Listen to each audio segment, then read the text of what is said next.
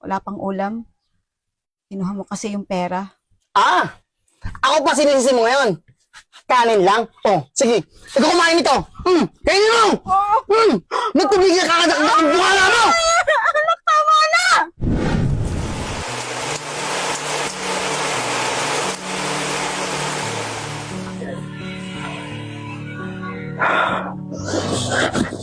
Shit. Hoy! Saan matanda ka? May pera ka ba dyan? Kailangan ko eh. May bibili ako ng imported na gamit na inalok sa akin. Anak, wala na akong pera dito. Kundi yung panggastos lang natin dito sa bahay. Wala akong pakialam! Ang gawin mo, bumiskarte ka! Magnakaw ka! Para magkapera at magkasilbi ka naman! Hindi yung lahi ka na dito sa bahay!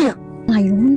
Buntisan naman si Ana ngayon ah. May pera ka dyan eh! Wala nga, Ano anak! kasi kung sino-sino naman kasing lalaking gumagalaw sa kanya. Gusto naman ang kabataan ngayon, oh.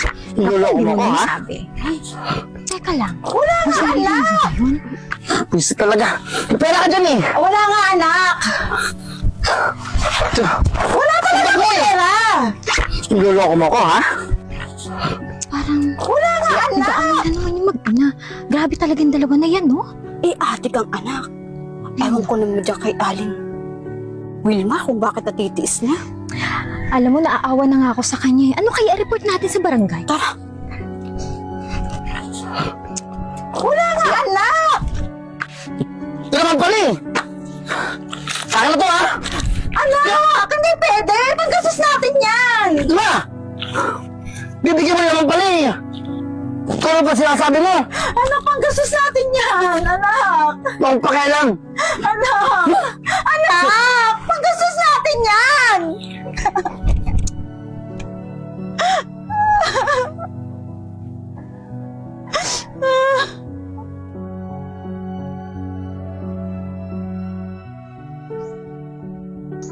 Uy, Wilma.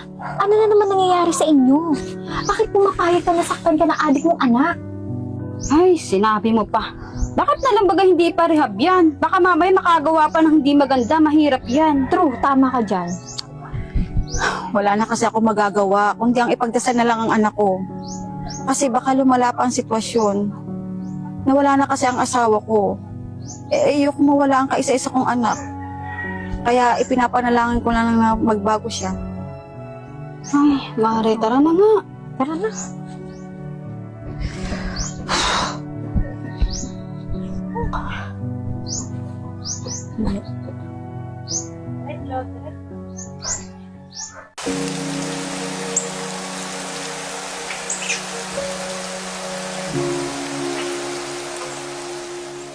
Gutom na ako ah. Buti may pagkain dito. Hindi, kasi buhay ito eh. Kasi siya pa naging nanay ko eh. Wala ka silbi-silbi. Tanda! Pumunta nga dito! Ano yun, anak? May kailangan ka ba? Ah, oo nga pala. Eh, kanin lang ang nandyan. Wala pang ulam. Kinuha mo kasi yung pera. Ah! Ako pa sinisisi mo ngayon. Kanin lang? Oh, sige. Ikaw kumain nito. Kainin mo! Nagtubigil ka kadakdak ang bungala mo! Anak, tama na! Nasasaktan ako!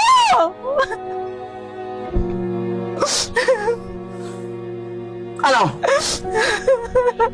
Ba't maawa ka? Ikaw maawa ako? Ba't ako maawa sa'yo, ha? Tingnan mo!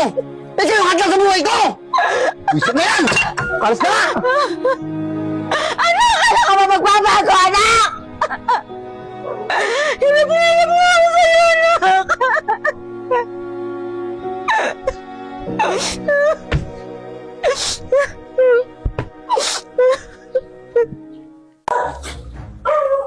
Saan na kaya yun? Kanina pa ako nag-aantos.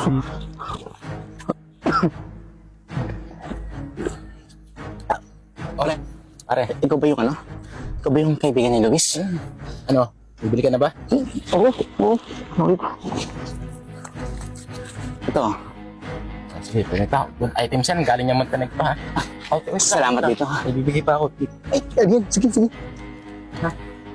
Yes. Okay. Again. Pulis to! Tangin ng pulis. Ayan! Stop! Dapa. Dapa.